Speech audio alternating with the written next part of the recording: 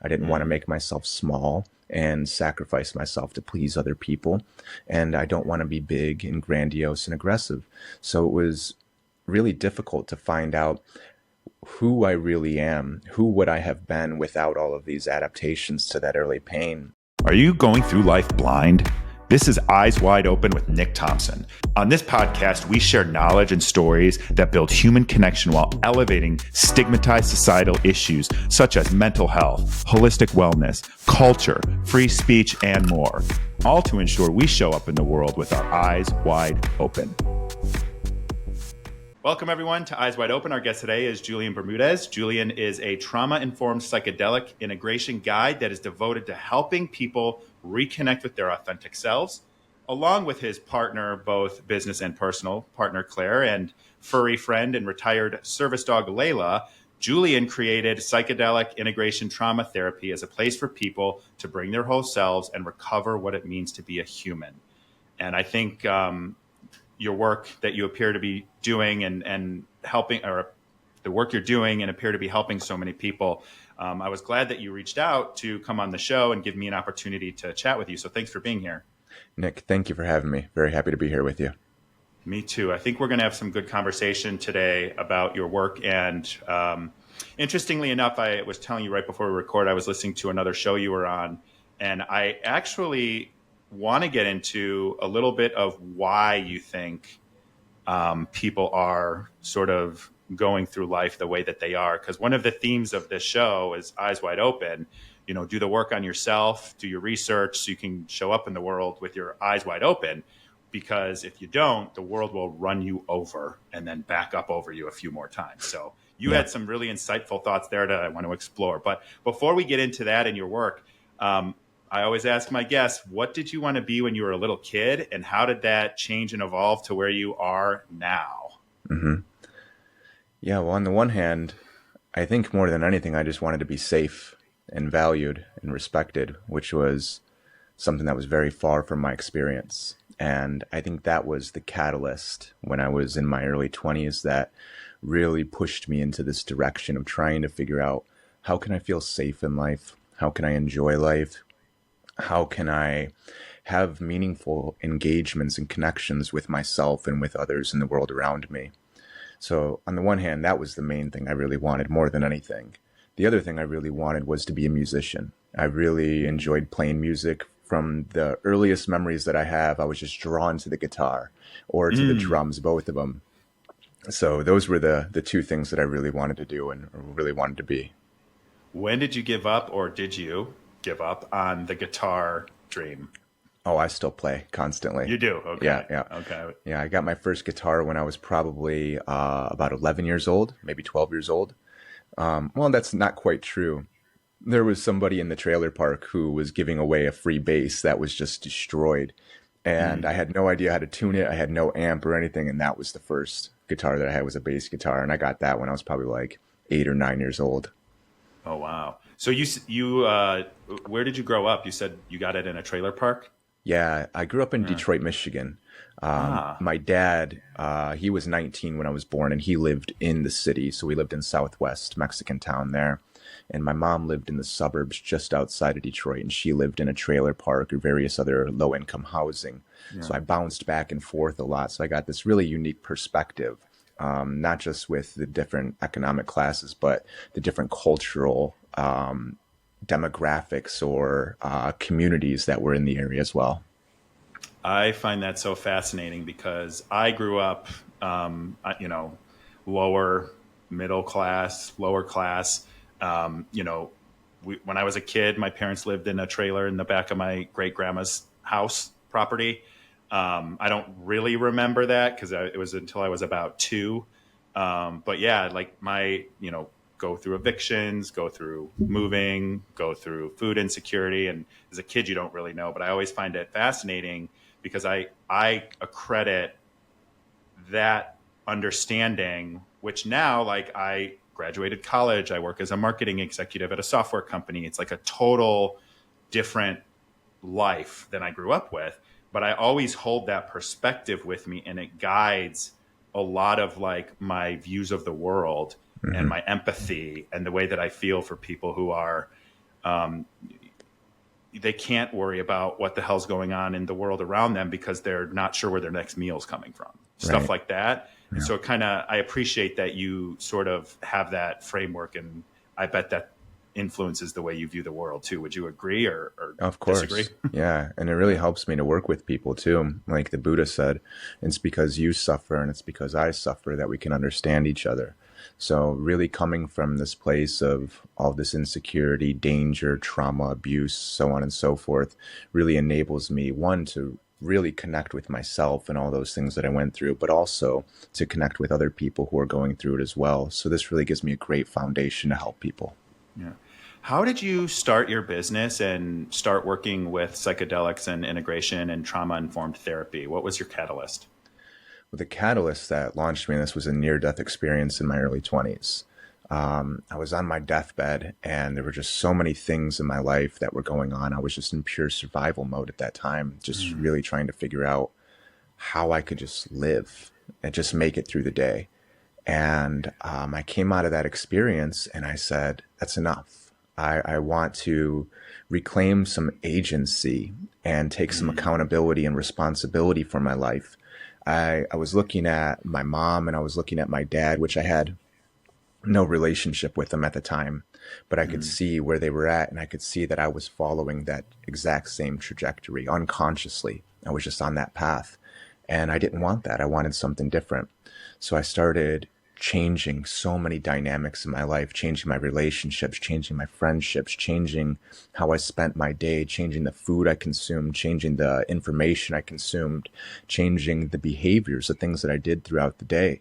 And that led me to go to university where I studied addiction psychology. Mm. The main thing I wanted to do was go and help the community that I had grown up with that were, so addicted to so many different things. You can be addicted to so many behaviors, so many things that provide you short-term relief but cause you long-term harm. And so I really wanted to figure out how to work with these people. And I was really struck. One thing that really stood out to me when I first started looking for answers was Jungian psychology, the mythology, these archetypes, these similar experiences that go all throughout the ages and all throughout the cultures of the human condition, the human experience. And I thought that was directly related to the addictions. So when I got into university, I was really trying to figure out what is an addiction, what is trauma, what is the pathology here? How can we heal these? How can we reclaim some sort of autonomy in our lives? And I was just so dissatisfied with the answers I was getting. All the answers were, well, it's a complex mechanism of genetics and biological interventions, or on the worst case, it's a choice. People are making the choice to be addicted. They're making the choice to continue Mm. using these behaviors or substances and therefore need to be punished. So I didn't like that at all. And I started looking for teachers that were in line with, one, the political views that I was holding at the time, and two, an avenue for healing. And I found some incredible people through that search. Yeah. And that's where I came across psychedelic therapy. So when I found it, I reviewed all the literature, everything I could for about 7 years and studied it as Wow. deep as I could. And that's when I started working on it myself with the goal of transforming my own pain that I was still Mm. carrying around. I still wasn't feeling safe. I still wasn't enjoying life. Life was a constant struggle. I wanted to figure out, how can I transform this? The more I was able to work with myself, the more people came to see me. So when you were struggling, what were some of the things you were struggling with? Was it probably economics, I would imagine, but also like your self-worth, your mental health? What elements of that? Yeah. So when I was born, my dad was 19, my mom was 21, and my dad's Mexican, Puerto Rican. His parents are immigrants, and my mom is German. Her mother was an immigrant, moved here from Germany. And we were in a highly racially motivated and segregated area. So my parents didn't want me. They hated each other. And Jesus. um, so when I was coming around, they just bounced me back and forth, hot potato. And as I modeled one of my parents, my other parent would hate me for it. And, in a way, they hated themselves too, because they carried the same pain that their parents did to them that they hated so much. So I was a mirror. I was a mirror to all the pain. And so they didn't want me. And the belief that I internalized was, I'm defective. I'm not good enough. I'm not worthy of love. And this left me with so much pain that I carried around. And then you go even further and you add into, there was nobody to protect me. There was nobody looking out for me. In fact, the people who were supposed to were causing me so much pain. They were causing me so much trauma and abuse. So the world was just that lane in the human experience of abuse and not being protected was wide open for me. So I just kept finding myself in all of these terrible situations, and I carried just so much pain. And then you throw in, It's like I a was, self-fulfilling prophecy almost. yeah. Well, what happens is when we're developing, and we're dependent on our connections with our parents, is that's what attachments, that's what compassion, that's what connection looks like. And if it's abusive, if it's negligent, if it's toxic, that's what we look for later in life unconsciously. So I was in that Because it's pattern. comfortable. Yeah, it's In a familiar. weird way, it's familiar and more comfortable. I remember Precisely. when my therapist, this was a long time ago now, probably like 6 years ago, she told me like, Nick, I think you need to think about whether or not you're more comfortable in an anxious state of a relationship than a calm one. Yeah. And it like, I clicked and I couldn't stop thinking about it. And I started looking at like all the relationships that I had had Yeah. and all the instability in it. And it was just like a light bulb went Yeah. off that I am more comfortable in discomfort than I Yeah. would be in peace. And that Yeah. was when I started to really kind of work on myself. And I think it's hard to do. It's really hard to do. It's hard to do and not Yeah. pass it on to the ones that you love. Yeah, exactly. Which is really important because that trauma does flow through us, that pain does flow through us to the others. And, if we were developing in relationship to a very stressful environment, our emotional circuits, our hormonal system is developing in relationship to that. So our stress hormones, our adrenaline, our histamine is always at an elevated level. And if it starts to come down, if we start to go into calm, well, that's very threatening, right? So we can get addicted to that in a sense, and we continue to look for that in lots of ways. And again, if our parents, if our connection with our caregivers looked like that, again, that's what our view of connection looks like later in life. So we continue down that same patterns. So it's really important to become aware of it and to start to cultivate some agency and some responsibility to liberate ourselves from that pattern so we don't pass it on. Yeah. So when did you finally, or what would you say was the moment where you finally felt like you reconnected with your true self and were able to sort of show up in the world as the person you wanted to be? Yeah, this was about probably 10 years ago now, is when I first started to reconnect with myself was through psychedelic experiences. Knowing about it conceptually is one thing, but then really having the experience is another thing. And the more I reconnected with myself, the more I found things that I didn't like. And I was becoming very clear that I didn't like myself. I didn't like emotions. I didn't like boundaries. I didn't like anything that would stand up for myself. And I was able to trace this back to very early in my life because when I was younger, if I had emotions, it would have made things very dangerous for me. If I had expressed anger or boundaries, it would have made things so much more dangerous to me. It would have not only jeopardized my connections, my attachments with my caregivers, which was already so fragile as it was, but it would have encouraged the attack to come more my way. So I learned at a very early age, suppress my emotions, suppress my boundaries, and to have a very negative view of those. So all the pain that was inside of me, I just kept burying and just stuffing down. It was like a pressure cooker. All the years of anger of what had happened to me was still stored inside of me. And so when I started to reconnect with myself, that was what was inside of me, and I did not like it. And I didn't know what to do with it. So it was very overwhelming and discouraging in lots of ways. And it took years of working with it to really begin to build a relationship with what was inside of me so I could process it and express it and comfort and soothe it. So it's Men's Mental Health Awareness Month, and a lot of what you just said, which, by the way, I've said this before on the show, but you probably haven't heard that, but I struggle with awareness days, months, because I feel like while it's great to highlight stuff and highlight issues, it also kind of makes it feel like all the other days don't matter to that Yeah. topic. So I have that feeling, but I do think it's important when you have an opportunity like Men's Mental Health Awareness Month to be open and vocal and talk about experiences like you're doing right now where you were suppressing it because you weren't allowed to have those emotions.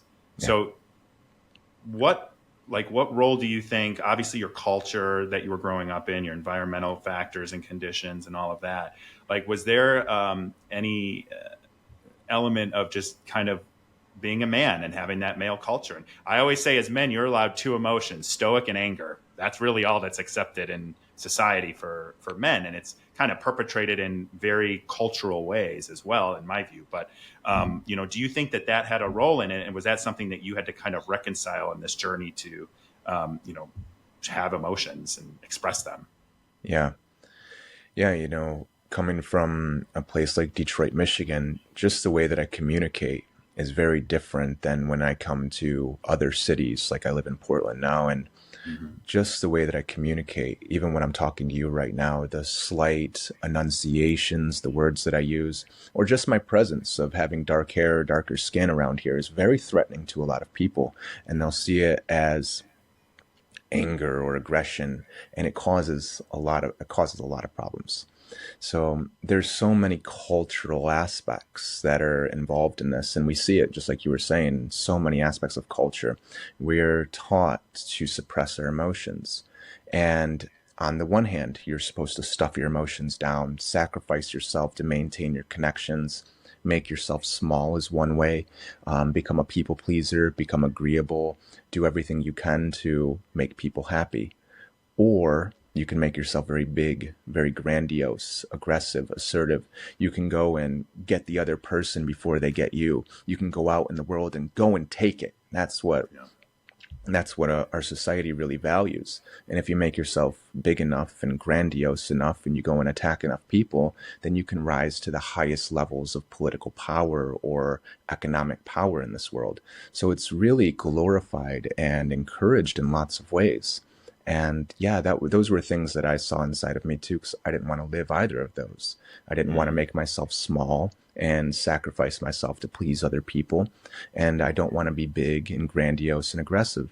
So it was really difficult to find out who I really am, who would I have been without all of these adaptations to that early pain, and how would I express myself? How would I communicate emotions? What boundaries would I exert? And how would I navigate life and connections in this world? Wow. And I think so many people, and you've talked about this before, so many people lack that awareness of how their behaviors are impacting others, but also themselves and how they go through their day to day life. And you have some thoughts based on your experience and the work that you've done with others.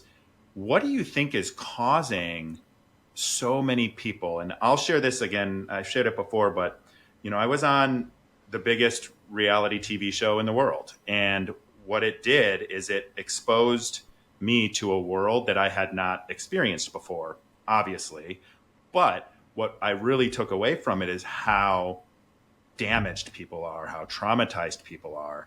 And I had done a pretty good job of boundaries are my best friend, right? So the people in my life were not like that. The people in my life were, we could all be ourselves. We could debate and still be friends afterwards. We could hang out together, do things together, all of that kind of stuff. And so I felt very exposed to how damaged the world is when people are opting to be cruel to people on the internet that they saw on TV in a curated television program. And I'm like, I could never imagine doing something like that. I don't care enough.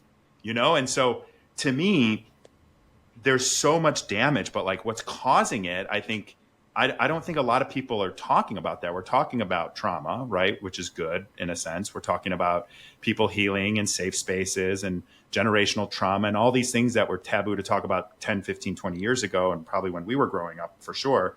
So what are some of the things that you've learned that are the cause or the root cause of this trauma induced country/world that we're existing in at this given time.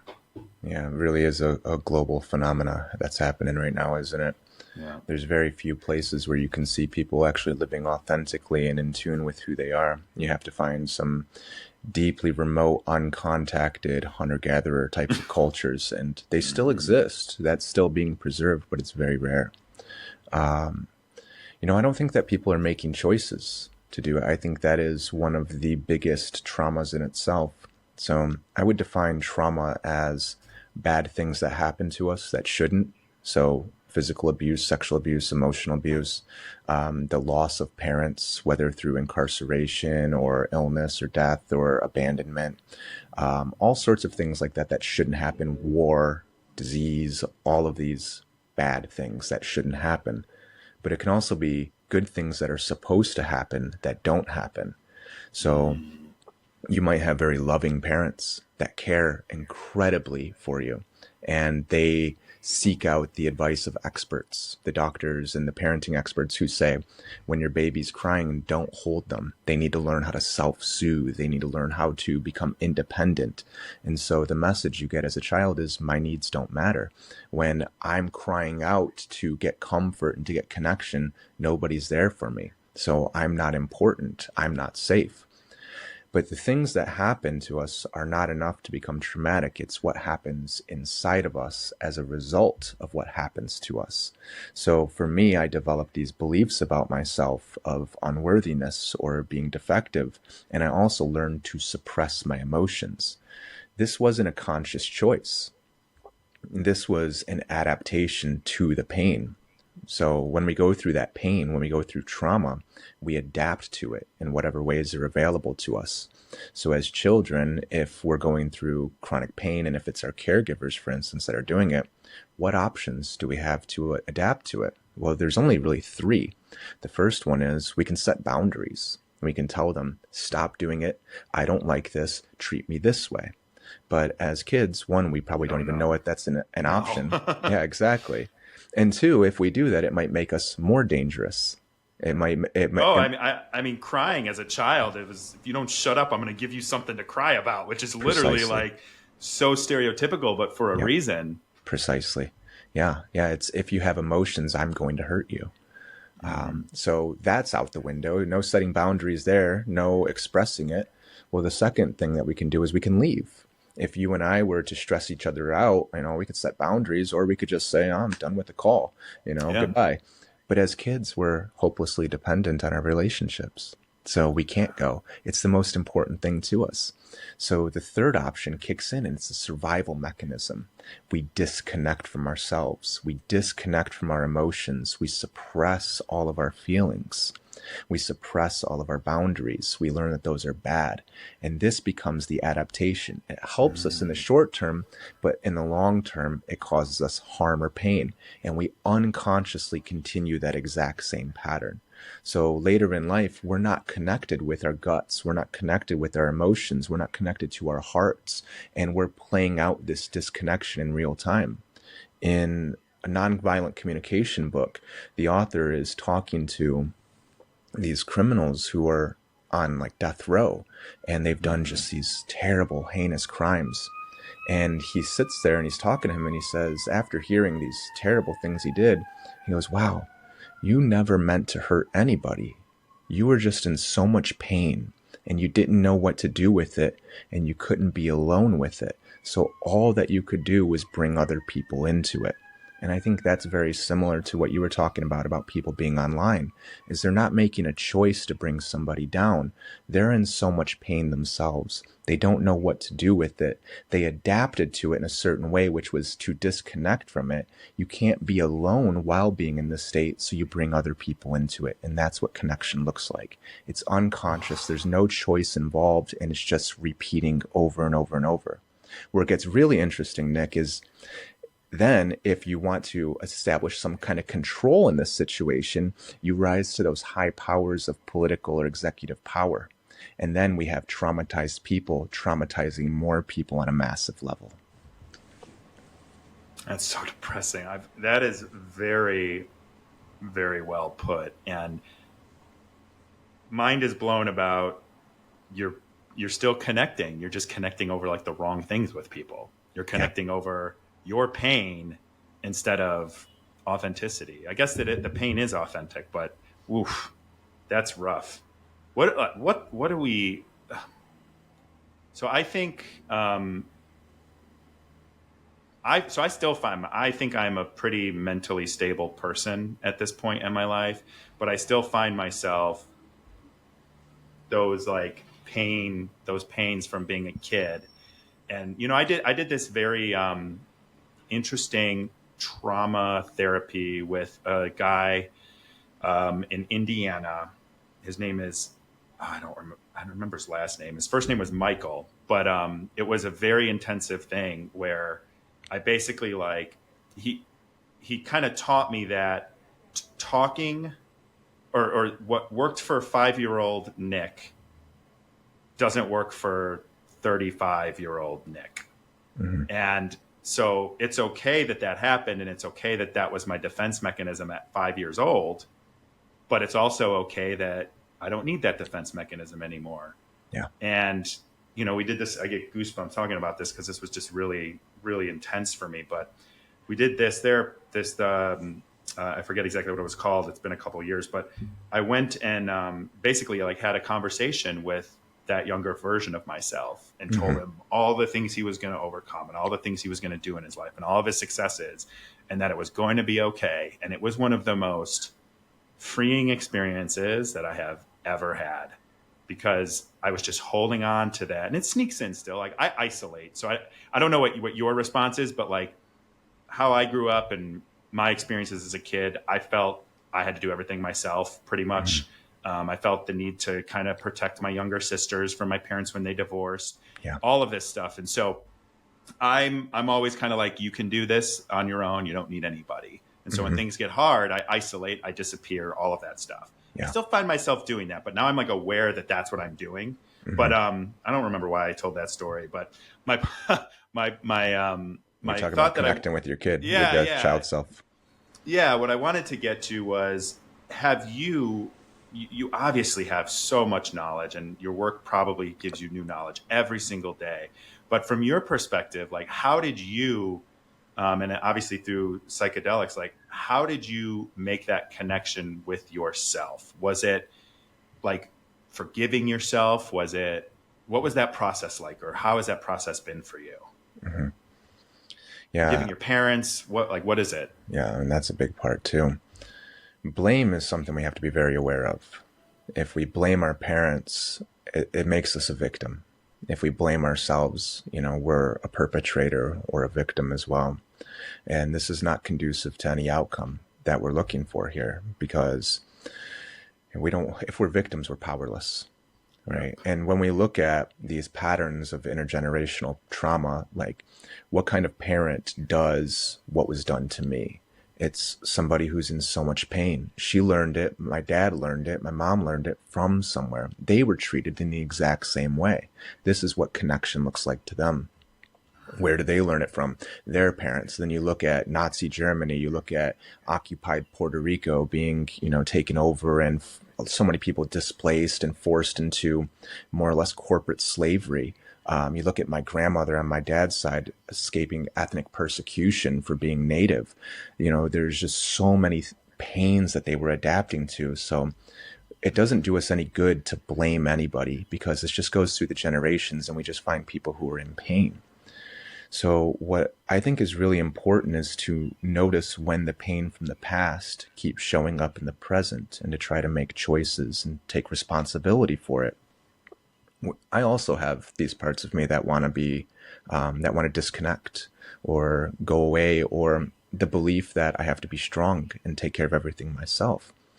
These are what we might call protector parts, or they're adaptations. They're parts of us that develop in an adaptation to pain, and they help us. They protect us in lots of ways. And as you noticed, they might have developed when we were 5 years old. So there's a part of us that's still 5 years old that's carrying around this pain and knows how to adapt to situations that even vaguely remind us of the pain from the past. So I have this part of me, it's a protector. It wants to stand up and save me from all of this pain. And Mm-hmm. anytime something around me remotely triggers that or reminds me of it, this part of me gets activated. And I don't want that. I don't want a 5-year-old version of me dictating what I'm doing in my life right now. So, what we want to do, the practice is we want to become very aware of this pain that's inside of us and how we adapt to it. And we want to be able to identify when the pain from the past is showing up here now. And we want to be able to accept that it's here rather than fighting it, rather than judging or evaluating it or exiling it or struggling to try and make it go away. We want to just say, oh, it's here now. And then if we can get very curious about it and we can say, well, what's the teaching here? Why is this part of me still activated? How often do I feel this? When did I first start feeling this? Where did it come from? Which is exactly what you did. It said it's 5 years old. And then we can ask a very important question is, what were the needs that I had that went unmet when this part of me developed? When this protector piece of me developed to save me, what were the needs that I had? And then we're the adults here, so we want to comfort that part of us that's trying to protect us rather than it being the big adult in the room that's 5 years old saying, I know how to deal with this. We're going to treat it like a 5-year-old and say, oh, you can rest. You can relax. Let me, the adult, take care of you and take care of the situation. And you can start to feel safe and rest into that safety, knowing that I'm going to take care of you. It'll continue to show up throughout the rest of our lives. And it's our responsibility to continue to take care of that pain, to comfort it and soothe it. Yeah, that's beautifully said. And obviously, the psychedelic therapy and integrated approach that you practice and have experienced yourself is vital. And I want to talk about that now. But I think I would be remiss. And I've had a few conversations about psychedelics on this show over the last few years. As I said before, I'm psychedelic curious from a mental health perspective. I think, there's still a pretty big stigma around psychedelics. So I wanted to hear what your thoughts are on the stigma around psychedelics, even though you're seeing, ketamine, there's a ketamine treatment place down the street. So there's, I don't know if, I think psilocybin's legal some places, maybe not. I could be Oregon, wrong there. yeah, Oregon, okay, okay. and Colorado as well. And there's legislation popping up all around the All states right over. now. Yeah. Yeah. So you said earlier you've reviewed all the research. You spent 7 years reviewing it. What what would you say to someone who's curious and maybe someone who still has that stigma around it based on the research and your knowledge and experience? Yeah. When we look at human history, as far back as we can see, every culture that we look at, every culture has had a highly respected, sacred, if you will, practice of having psychedelic experiences, whether that's the Navajo in America working with peyote, or if that's an African tribe that does a sun dance and pushes themselves to the brink of exhaustion and dehydration, or if it's cultures in prehistoric France that climb deep into the most claustrophobic caves where they're completely isolated from all senses and they have these incredible psychedelic experiences and they paint some of the most beautiful cave arts that we've ever seen. These have been handed down throughout all the ages. And on the other hand, there has also been a force that has tried to suppress this, that has actively attacked it and tried to get rid of it. And today is no different. So this is a part of the human experience. We can get to a psychedelic experience through so many means. Of course, you can work with a substance like ketamine or psilocybin or ayahuasca, but you can also get to it through reflection, through inquiry, through meditation, through sensory deprivation, through connection with nature, where you climb the mountain and you go into the mountain for 40 days and 40 nights and you hear the voice of God. These have been documented all throughout our culture, and there's a lot of people who have written books that suggest that all of our religion is based on these experiences. So it's a vital part of the human experience, and we can get there through so many ways. That said, we're in a highly disconnected culture right now. we are very highly disconnected from ourselves, from each other, from nature, and from what we do, meaning what we do doesn't represent who we are. And to reconnect with ourselves has to be taken with a lot of care. So if somebody just starts taking a psychedelic substance on their own without any preparation, chances are things are going to go, it's going to be a difficult Haywire. experience Yeah. because there's so much inside of us that we're not ready to face. And if our relationship with our emotions, for instance, is to push them down, to depress them, and to try and get away from them or distract to get away from them, and you work with the psychedelic and all that starts to come up, it's very overwhelming. So we need to take a lot of care to prepare ourselves to learn how to take the inventory of what's inside of us. So that way, when we connect with it, we can do so intentionally. We can say, I have this pain in my gut, or I have this emotion in my gut, this fear, or this anger in my heart. And I want to go in and comfort it and soothe it and connect with it. And then we can use the psychedelic experience very intentionally for a healing experience rather than just taking it and seeing what happens. So if it's done properly, we can have really, really good, tremendous benefits out of it. That's what scares me personally, is like I'm worried about it being a bad experience because it would bring up stuff I wasn't prepared to acknowledge, deal with, or whatever. So I Yeah, think a lot of people probably have that fear too. very common, Nick. Yeah. Well, let me explain a little bit about that if that's okay. Please do. I was just Yeah. going to ask. Yeah. So the word psychedelic is broken into two parts, psyche and delic. Psyche, like psychology, it's all of the immaterial aspects of who we are. It's our minds, it's our emotions, it's what we might call our spirituality. It's often called the soul. And then delic is emerging or manifesting. So when you have an experience where your soul is manifesting or your emotions are manifesting, you're deeply connecting with yourself. Mm-hmm. A bad trip would be where we resist that, where we say, I don't want this. We're seeing all of the pain that's inside of us or the patterns that we have that cause us harm, like suppressing or depressing our emotions. And while that's coming up, we say, go away. I don't want it. I don't want that. I want this. We try to Mm-hmm. control it. That's what a bad experience is. So if we can take time to prepare ourselves to take the inventory and say, this is what I do with my emotions. This is my relationship with my emotions. This is what my internal state looks like, is it's kind of a mess. My emotions are going haywire. I suppress them until I can't suppress them anymore. And then they burst out the seams in very inappropriate ways. I want to learn how to process my emotions, how to identify them, and how to comfort and soothe them. Then we can use this as an experience where we prepare for weeks and we start to connect with those emotions and that pain on our own. We consciously turn our attention into it and spend time making it a priority to connect with that pain and with those emotions. So when we have and that by definition is a psychedelic Mm. experience. Then when we have the induced psychedelic experience, for the most part, there's no surprises. When that big emotion starts to come up, when the pain starts to come up, when the memories from the past start to come up, it's not this big overwhelming monster that's going to chase us around for 4 hours. It's a familiar friend. It's that 5-year-old inside of us that was all alone with their pain and had to step up and make us small or make us agreeable and wants to avoid all the pain and protect us from it.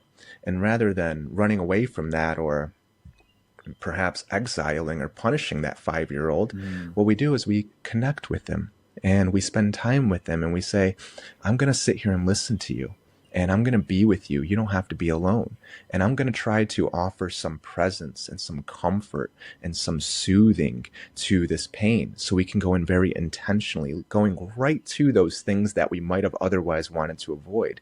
If we can do that, there's no bad trips. It might be No. difficult. We might have some stressful times, but if we can turn into it and listen and try and comfort it, everything transforms. And that's where the healing is. What do you think from your experience and obviously with your, I don't know, your clients? What what is what is it about the psychedelic experience, whether it's induced or not? Like, what is it about that that causes people to get that level of clarity, like Mhm. within the experience, that is so hard to do without it? Yeah, it's a fantastic question, Nick. We have so many defense mechanisms at play unconsciously that are trying to keep us away from the pain.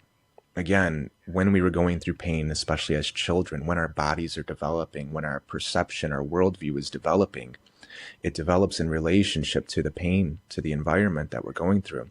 And we talked about what options we have to deal with that. Set boundaries, go away, or go away mentally, check out from it.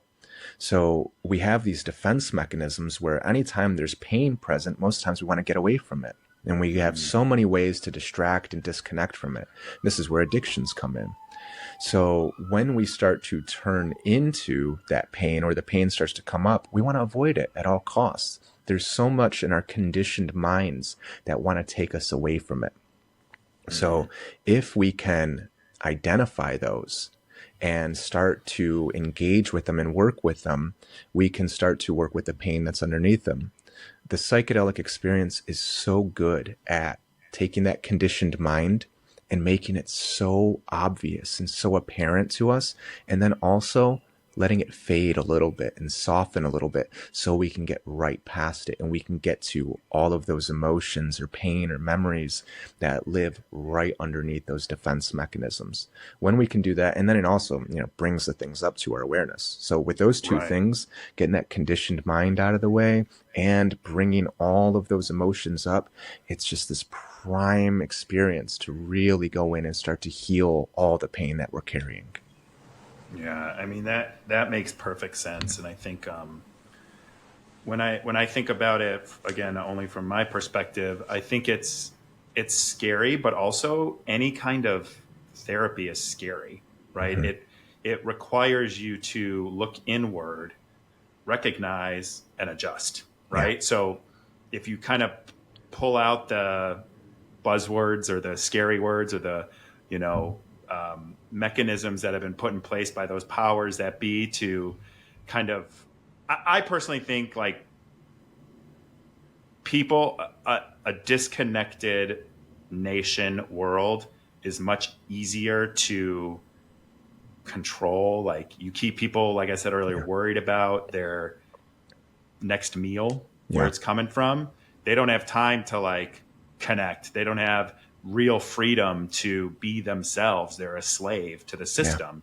And so I think, I don't know if that's what you meant by like the powers sort of that be that are destroying our connections with ourselves and with nature and all of that. But that's kind of how I think about it. And if you want to comment on that, you can comment on that. But You're absolutely right. I mean, there's multi-trillion-dollar sectors of the economy that are based on disconnecting us from ourselves. The beauty industry, the pharmaceutical industries. There's so many of them out there, and there's you can see videos of KGB defectors coming to the United States saying that for the last 50 years and so on, they have been infiltrating our systems of education, of information that are intentionally trying to disconnect us in these ways. So it's obvious. You can see it everywhere. Yeah. I would love to spend a whole nother podcast talking about that. That's all very interesting to me too. I'm very like politically aware and active, and I agree completely. I feel like we are constantly being propagandized and narrative control. And I always joke, I'm like, you know what? I'll listen to anyone that wants to talk about anything. Yeah. Flat Earth, give me what you got. I mean, like, it's like, I don't feel like, I feel like it's very hard to come up with the right information that's accurate and true, because everything just has a narrative or an agenda behind it. And it's designed to keep us medicated, poor, confused, tired, all of those things. Yeah, I completely agree with you. All the words are losing their meaning right now. And the constant messages is don't trust your own experience. Don't trust the truth that you're having. Trust the experts. And we're seeing where that goes.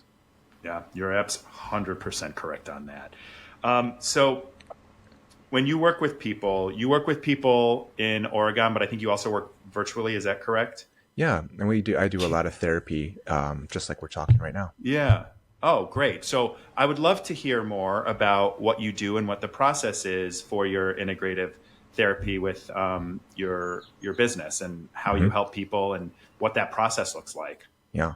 Well, my goal in the therapy is to induce a psychedelic experience right away. And the way that we do that is through inquiry, through reflection.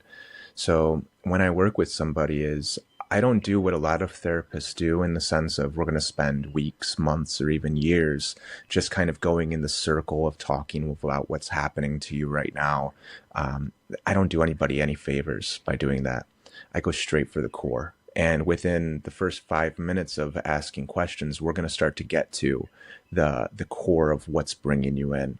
And my goal here is I just ask a lot of questions. And then I start to rephrase it and reflect it back to you so you can see it from my perspective. And once we're on the same page of what the pathology is, so very commonly people come in and say, I have depression. And so I want to figure out what that pathology of depression is. The word depression means to bury something or to take something's energy away. What is it that you're burying? What are you spending so much of your energy burying that you have no energy left over? It's like holding a beach ball underwater. Very frequently, it's emotions. We're spending all of our energy to hold the emotions down that were depleted. And then the emotions come bursting up like the beach ball would anyway. So, okay, we've identified this process. Now let's start to get to know it. And what we're going to do is we're going to figure out, where did this develop from? What was happening in your life? Where did you learn this as an adaptation? Once we can really start to understand this pathology and see why it's here right now, now it's all about accountability and responsibility. And what we're going to do is build a practice to really connect with this adaptation that keeps showing up in the present. So we build a practice where we are turning our attention into those emotions or into that pattern. And I help people with this throughout the entire conversation. So we do 1.5 hour sessions of just therapy like this, where we're trying to identify or recognize every time that this is becoming activated. And the goal is to be as present with it as possible and to comfort it and soothe it by meeting the needs that it has. And we can do that in healthy, constructive ways where we make choices based on what these needs are. So that's how I help people. And it's constantly turning our attention inward and paying attention to that 5-year-old who's trying to step up and protect us. And, we oftentimes will have numerous parts of ourselves that are doing that. It's like sitting at a corporate board table where everybody's yelling and talking at the exact same time, except it's childish versions of ourselves. And we got to have the meeting. And that's what we do, is we keep connecting with it and soothing it and comforting it. And the more and more that we do that, the less power, control this old pattern or adaptation has over us. So we can do that virtually just like this, but a lot of the times people will start doing it virtually. We'll do it for 3-4 weeks, maybe 1.5 hour sessions weekly, depending on what people need. And then they'll usually come out to Portland for a week, sometimes 2 weeks, depending on what resources look like. And we'll do daily intensives practices like this. And they might have 1 or 2 all day facilitated psychedelic experiences while they're out here as well.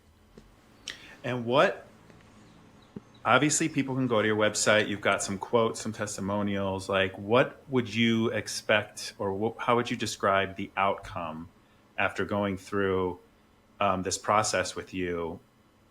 How would someone's life change? How would someone who's got depression or someone who's dealing with, I think you called it big T or little T trauma, whatever that is, like, what does it look like post-treatment? Yeah. Throughout the time that we're working together, we're building awareness of how that trauma or how those patterns continue to show up and affect us today. So it's not I want to be very careful here, which is people oftentimes have this idea, and we see it all throughout the literature. You'll see it, all these buzzwords, headlines of all these articles where it says psilocybin magic pill.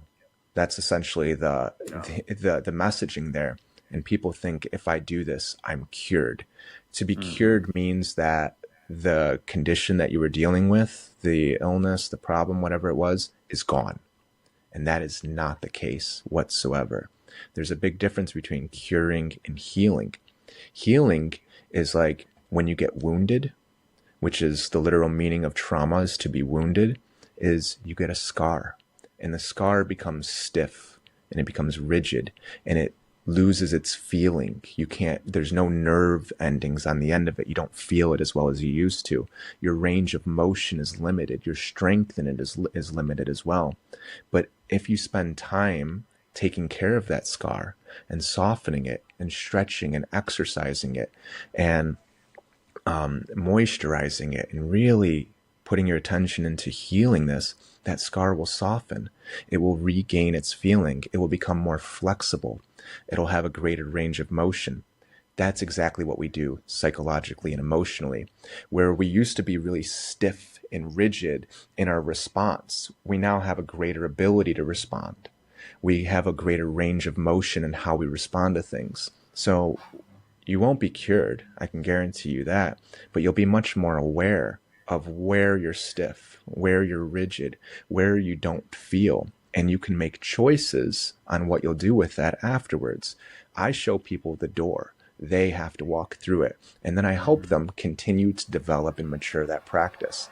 That practice doesn't just come fully developed just like that. It's something that we continue to practice and develop and nurture over time, just like growing an oak tree from an acorn, as it takes time to grow. And when you nurture it and you care for it, it develops much faster. Yeah, and I think you hit the nail on the head with the psilocybin pill reference, because we live in pharma's world and they have a pill for everything. Yeah. And I think that I've noticed even myself sometimes, like there's a pill that's going to solve your problems more so than you doing the work. And that's not to say that there's not a pill that helps or supports or anything, but there is no cure in the form of a pill for probably very many things if you're not going to continually do the work. And that goes for any kind of, I think, addiction management. It goes for,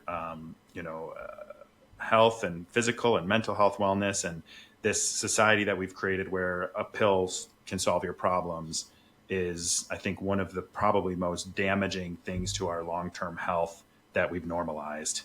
Yeah, I agree with you. And that's not to say that pharmaceuticals cannot be useful. Right. When done in the right circumstances, with the right care, with the right intention, if we're very unstable and we can't even have the conversation because our emotions are just haywire and the pain is so crazy, these can be very useful. But we also have to build the capacity to work with those emotions, to work with that pain. We have to build the skills and tools, and that's very important. And then the more that we do that, then we don't need the pharmaceuticals. Right. But also it's a for-profit industry, and they don't make profits if you're not taking the pills. So the goal is always to make profit in that situation. Yeah, which is unfortunate, because I think that a lot of people end up in that pipeline without even realizing it. They're literally going in with the best of intentions and trusting the experts. Exactly. Yeah. And the answer, when you go and see the doctors, it's for profit. And so they see 20, 30, 40, 50 people in a day. You might be lucky to see them for 10, 15 minutes, 30 minutes if you're really lucky. And, they got all these checklists from the government, from the regulations of what they have to do, or the insurance companies. And they don't have the capacity to really see what you're going through. It's just, okay, you got this, check, and here's your prescription. Yeah.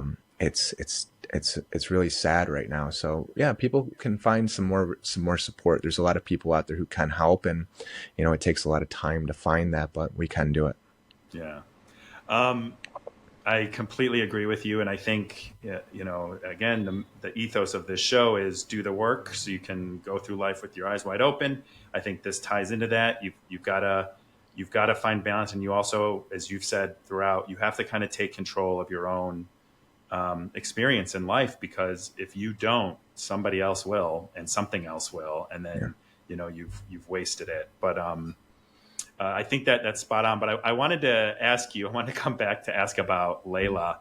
So Layla is your dog, and she is an integral part of your process. So can you tell me, first of all, a little bit about her? I know she's a little older. She's a retired service dog.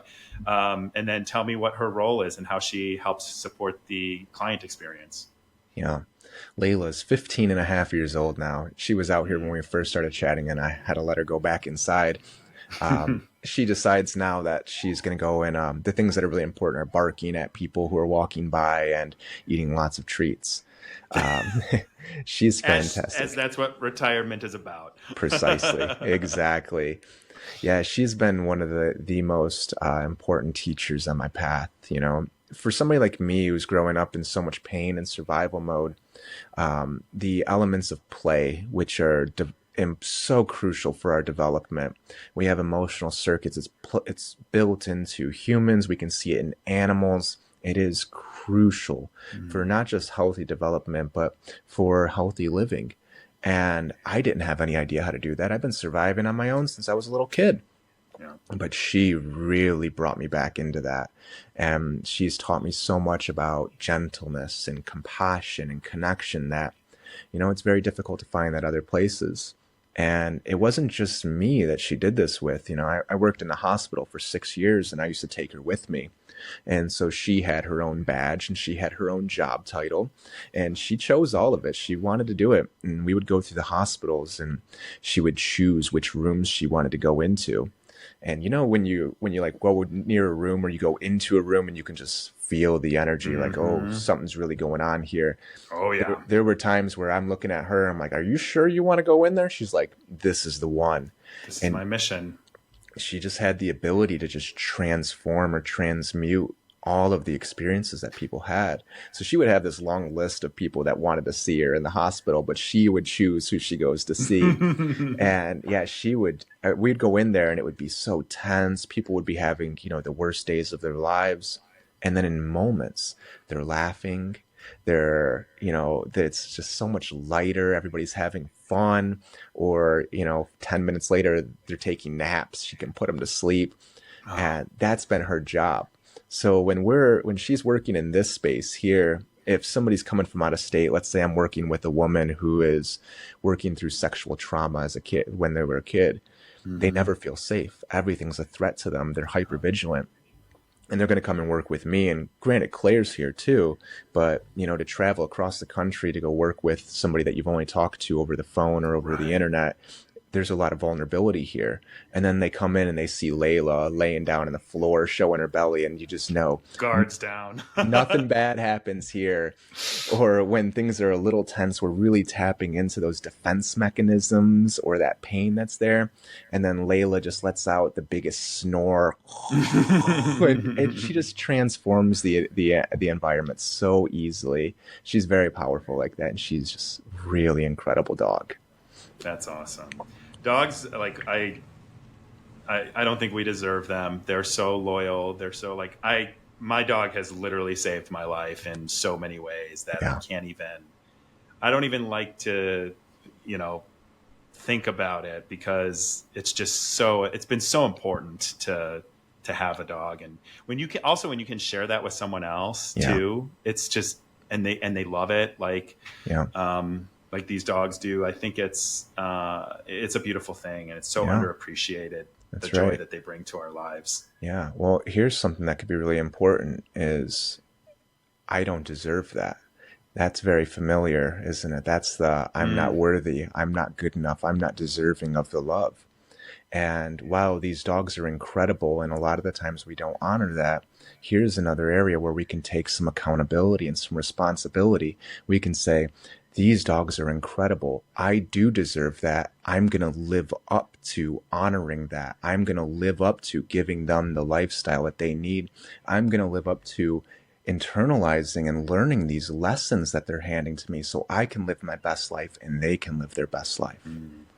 I couldn't agree more. And it is like a sense of responsibility that I think about with him too. That is, he would, if I didn't come home, he would always wonder what happened to me. Yeah.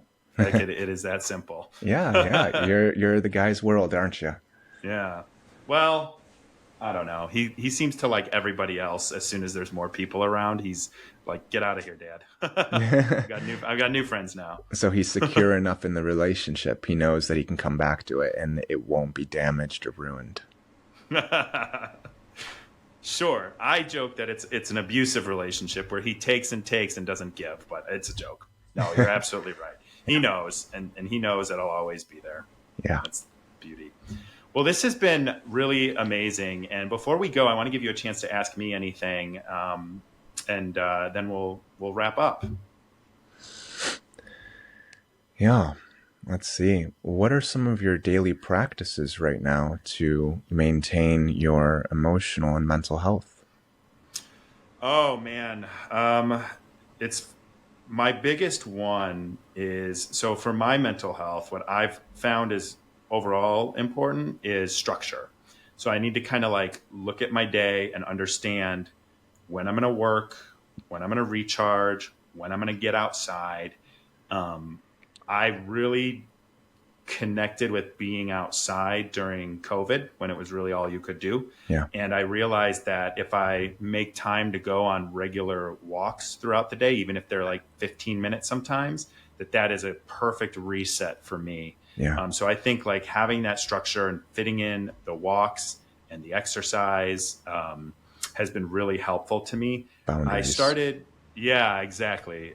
I'm not always perfect at it, but it's a lot easier. I'm in Chicago, so it's a lot easier in the summer Hmm. to get out during the day. And I always wake up and take the dog for a walk in the morning. That's a non-negotiable.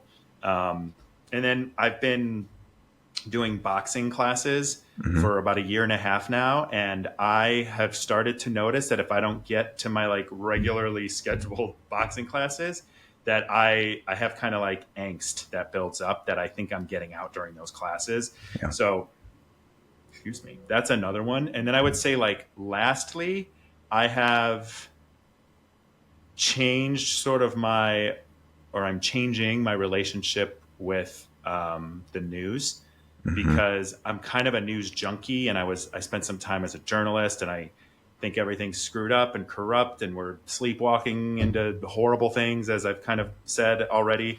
And so I've really sort of, this is bad, but like I kind of laugh about it now instead of getting frustrated about it, Hmm. and just try to recenter myself on there's nothing I can do about this personally other than like talk to people that mostly don't care. And so Yeah. so I'm like, okay, well, I can get them to kind of pay attention if I send it in a meme. So Hmm. it's like, so I kind of like have changed my relationship. I'm not watching or listening to as many news shows as I used to even a few months ago, and not because I don't care, because I don't want to be part of or know what's going on in the world, but just because for me, I want to focus on things that kind of like don't don't frustrate me as much because I get Or very things that you frustrated. have power over, That's it. Better said agency than I with. did. Yeah. Exactly. Yeah. Exactly. Humor is really important there. Very I important part mean, of this. if you can't laugh about the state of the world, at least sometimes, you're going to go completely crazy. Yeah. Yeah. I met a shaman down in South America who was talking to me about my experiences because I was having a really hard time. And he says, "Why do Mm-hmm. you always want to struggle? Why does everything have to be so intense for you?" And of course, that was coming back from my childhood thinking everything has to be intense. If it's not Yeah. intense, it's not worth it.